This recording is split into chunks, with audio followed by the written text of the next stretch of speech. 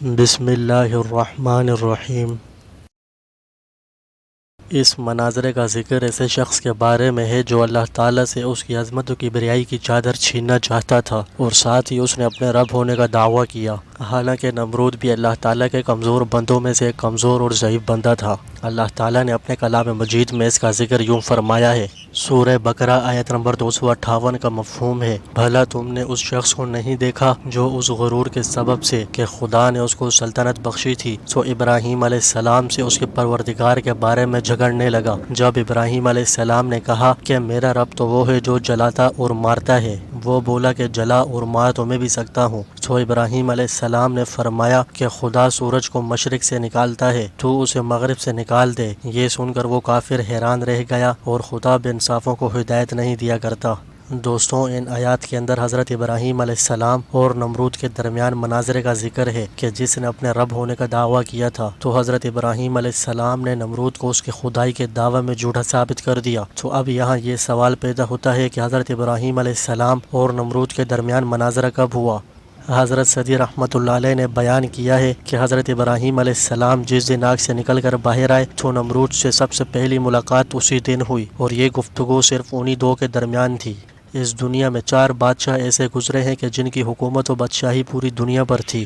ان 4 بادشاہوں میں 2 تو مسلمان تھے، یعنی کہ حضرت سلیمان علیہ السلام اور حضرت ذوالقرنین، اور 2 کافر تھے، ایک نمرود اور دوسرا بخت نصر۔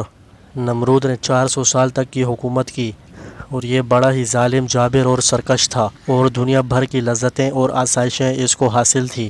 جب حضرت ابراہیم علیہ السلام نے نمرود کو اللہ کی عبادت کی طرف بلایا تو اس نے اپنی گمراہی اور جہالت کی وجہ سے اللہ تعالیٰ کی ذات کا انکار کر دیا، اور حضرت ابراہیم علیہ السلام سے اس بارے میں جھگڑا اور مناظرہ کیا، اور اپنے رب ہونے کا دعویٰ کر دیا۔ جب حضرت ابراہیم علیہ السلام نے اس سے کہا کہ میرا رب مارتا اور زندہ کرتا ہے، اور اس نے کہا یہ تو میں بھی کر سکتا ہوں، پھر اس نے 2 آدمی بلوائے جن کے قتل کا فیصلہ ہو چکا تھا۔ اس نے ایک کو قتل کرنے کا حکم دیا اور ایک کو معاف کر دیا۔ پھر حضرت ابراہیم علیہ السلام نے فرمایا کہ میرا رب وہ ہے جو سورج کو مشرق سے نکالتا ہے، تو اسے مغرب سے نکال کر دکھا۔ تو نمرود اس کا کوئی جواب نہ دے سکا اور بالکل خاموش ہو گیا، جیسا کہ اللہ تعالیٰ نے اپنے کلام پاک میں ارشاد فرمایا ہے، پس وہ کافر مبہوت ہو کر رہ گیا، اور اللہ ظالم قوم کو ہدایت نہیں دیتا۔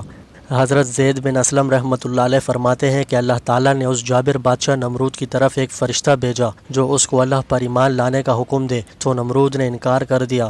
اس فرشتے نے دوبارہ دعوت دی، اس نے پھر انکار کر دیا، تیسری بار پھر دعوت دی، اس نے پھر انکار کر دیا، اور کہنے لگا کہ میں اپنا لشکر جمع کرتا ہوں اور تو بھی اپنا لشکر اکٹھا کر۔ نمرود نے سورج نکلتے ہی اپنے لشکر اکٹھے کر لیے، تو اللہ تعالیٰ نے مچھروں کی ایک فوج بھیجی جو اتنی تعداد میں تھی کہ سورج نظر نہ آتا تھا۔ اللہ تعالیٰ نے مچھروں کی اس فوج کو نمرود کے لشکر والوں پر مسلط کر دیا، تو وہ مچھر ان کا گوشت کھا گئے اور خون پی گئے، صرف ان کی ہڈیاں ہی رہ گئی تھیں۔ ان میں سے ایک مچھر جو کہ لنگڑا تھا نمرود کی ناک میں داخل ہو گیا، اور 100 سال تک اس کی ناک کے اندر رہا۔ نمرود جب کسی کو غلہ دیتا تھا تو اسے اپنے آپ کو سجدہ کرواتا تھا۔